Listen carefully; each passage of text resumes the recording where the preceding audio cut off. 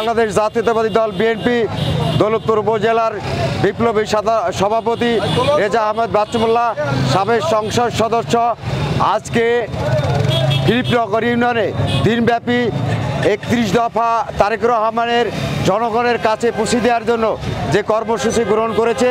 আমরা ফিলিপনগর ইউনিয়নের 9টা ওয়ার্ডে প্রতিটি বাড়িতে, প্রতিটি ঘরে, প্রতিটি মানুষের দ্বারপ্রান্তে পৌঁছিয়েছি তারেক রহমানের 31 দফা, যেটা রাষ্ট্র মেরামতের একটি সনদ হিসাবে বিশ্বে চিহ্নিত হয়েছে।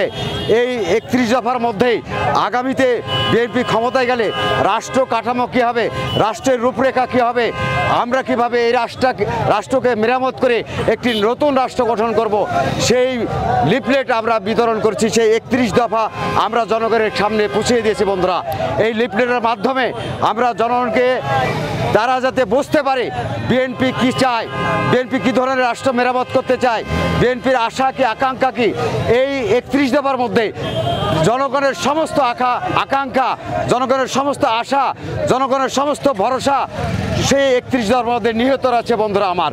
31 দফা হচ্ছে আমরা 16 বছর যে রাজপথে সংগ্রাম করেছিলাম, সেই সংগ্রামে কাতারে দাঁড়িয়ে আমরা যে শপথ করেছিলাম, আমরা যে অঙ্গীকার করেছিলাম, আমরা যে সংকল্প করেছিলাম, সেই সংকল্প রেজাল্ট হচ্ছে 31 দফা।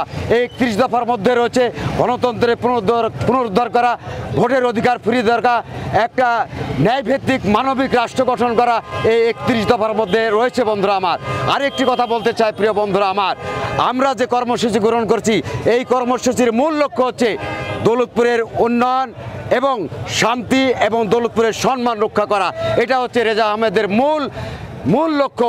এই লক্ষ্যকে সামনে রেখে আমরা মাসব্যাপী দৌলতপুরের 14টা ইউনিয়নের প্রতিটি পরিবারে, প্রতিটি ঘরে, প্রতিটি মানুষের কাছে দৌলতপুরের রেজা আহমেদের বাচ্চুমুল্লার পক্ষ থেকে আমরা রাজনীতির বার্তা পৌঁছে দেব যে আগামী দিনে রেজা আহমেদকে দৌলতপুরের মানুষ ব্যাপক ভোটে জয়লাভ করে জাতীয় সংসদে পাঠাতে পারে। এইটা আমরা সেই কর্মসূচির অংশ হিসাবে আমরা কাজ করছি বন্ধুরা আমার। আমরা জানাতে চাই অতীতে যে নৈরাজ্য ছিল, অরাজকতা ছিল, যে বিভীষিকাময় অবস্থা ছিল, সেখান থেকে আমরা জনগণকে রক্ষা করতে চাই, সেখান থেকে জাতিকে রক্ষা করতে চাই।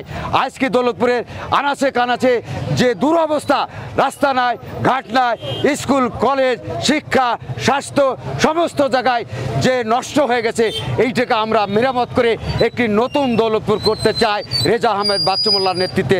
আমরা আশা করি রেজা আহমেদ এমপি হলে এটা করা সম্ভব।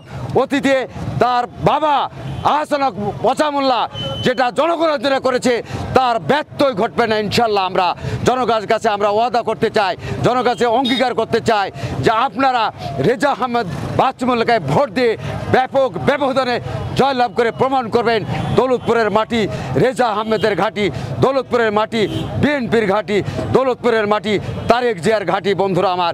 এটা পচামুল্লাহ প্রমাণ করেছে, রেজা আহমেদ বাচ্চুমুল্লাহ প্রমাণ করেছে, এবং আগামীতেও আমরা এটা প্রমাণ করতে চাই বন্ধুরা আমার। সারা দৌলতপুর মানুষকে একটা আশার বাণী দিতে চাই বন্ধুরা আমার।